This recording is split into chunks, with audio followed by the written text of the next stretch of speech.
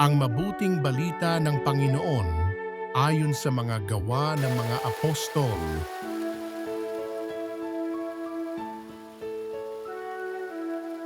Noong araw ng Pentecostes, tumayo si Pedro at ang 11 apostol at nagsalita siya ng malakas.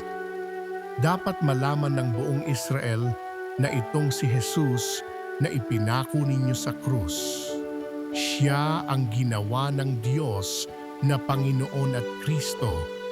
Nabagabag ang kanilang kalooban nang marinig ito at tinanong nila si Pedro at ang mga apostol, "Mga kapatid, ano ang gagawin namin?"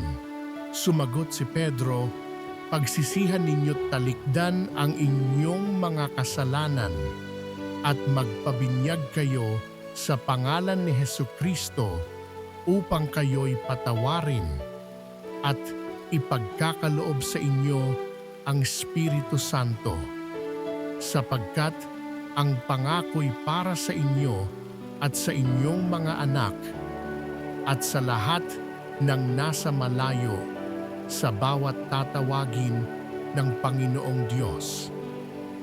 Marami pa siyang inilahad upang patunayan ang kanyang sinabi at nanawagan siya sa kanila, "Lumayo kayo sa masamang lahing ito upang kayo'y maligtas."